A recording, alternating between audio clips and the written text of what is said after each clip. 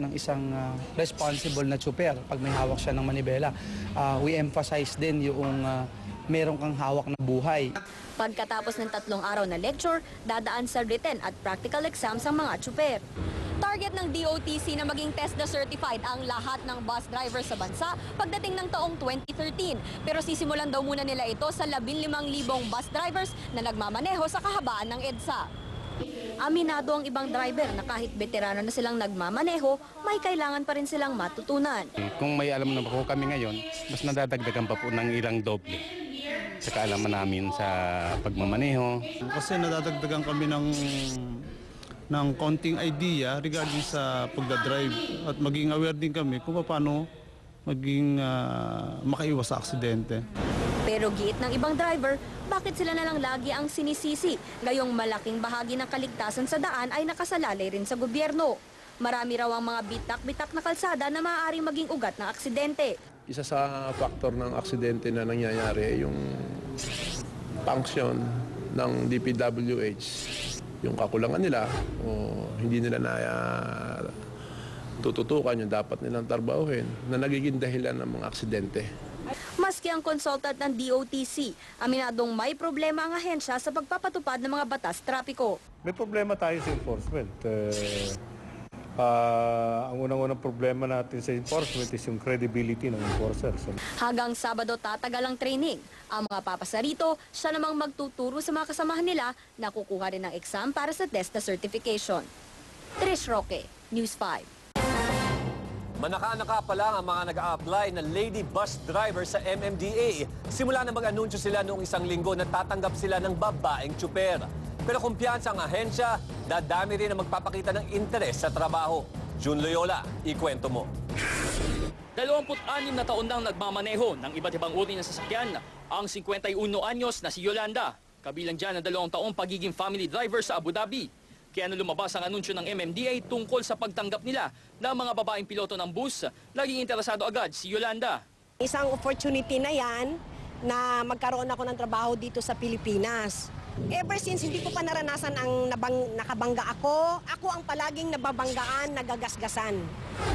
Sabi ng MMDA, 10 pa lang na babaeng driver ang personal na nag-apply simula nang inanunsyo nila ang job opening. 5 naman ang nagpasa sa pamamagitan ng email.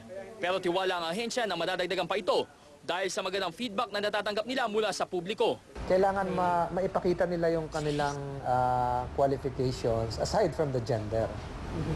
So kailangan maipakita rin po yung competency. Dumating na din sa bansa ang kinuhang transport consultant ng MMDA mula pa sa London para sa implementasyon ng programang ito.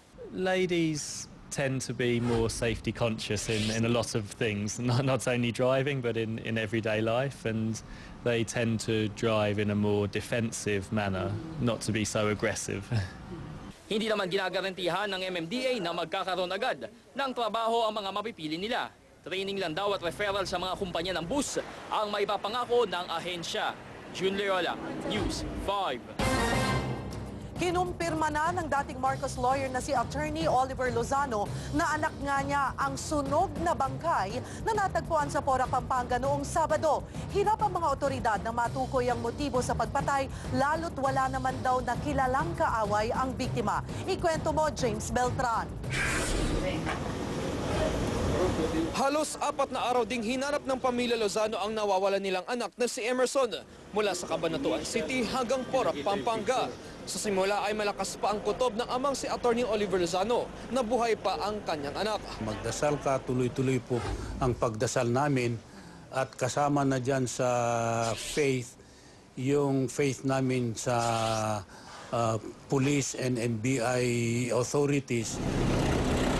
Pero kagabi, kinumpirma ng PNP ang sinunog na katawan na natagpuan sa FBR Megadike sa Porac, Pampanga noong Sabado ay ang 44 na taong gulang na si Emerson at may tama ito ng bala sa ulo. We are in grief. Ako po, wala pa akong tulog. Kanina umaga, kinuha na ng pamilya Lozano ang bangkay sa galang funeraria sa Angeles, Pampanga. Naging emosyonal ang mga kaanak ni Emerson. May panawagan din sila sa publiko. Sino mang may impormasyon ay maaari lamang po ibibigay sa mga kinaukulan. Dinala agad ang mga labi sa St. Peter Chapel sa Quezon City kung saan sa paglalamayan. Merkules nang huling makausap si Emerson ng kanyang pamilya. Makikipagkita raw noon si Emerson sa umunay buyer ng ibinebentang sasakyan na Kia Carnival sa isang gasolinahan sa Commonwealth Avenue. Kasama noon ni Emerson ang kaibigang si Ernarne Sensil na nakita naman ang bangkay noong Biyernes sa La Paz, Tarlac. Sunog at binaril din si Sensil kagaya ni Emerson. Trahedya para sa mga pamilya Lozano at Sensil ang pagpatay kina Emerson at Ernani. Kaya hiling nila ngayon sa mga otoridad ay bilisan ng investigasyon at mahuli agad ang mga kawatan na pumatay sa kanilang mga kaanak. James Beltran, News 5.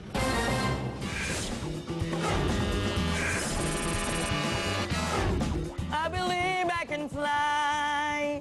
I believe I can trust the sky. Merong ambisyoso na gaya kong superhero, tagapagtanggol daw ng lahat ng tao. Subalit sa huli sumablay ang loko. Ngayon ay siya pa humingi ng saklolo. Buti nga sa'yo.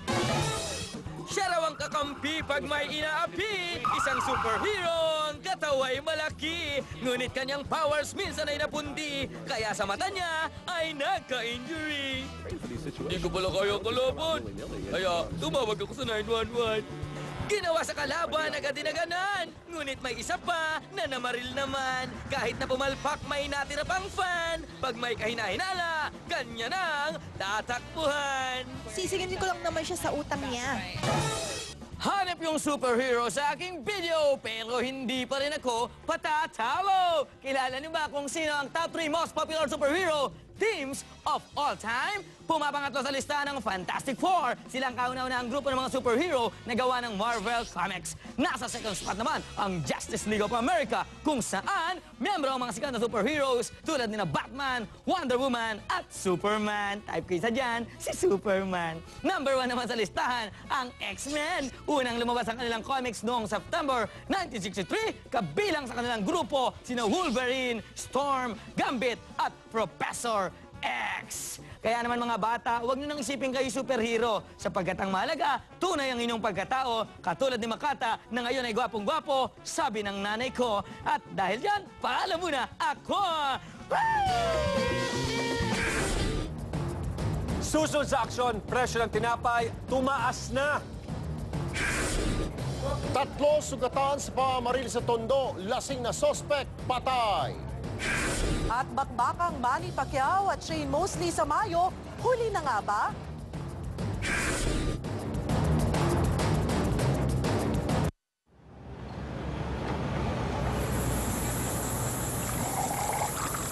Sarap mag-relax.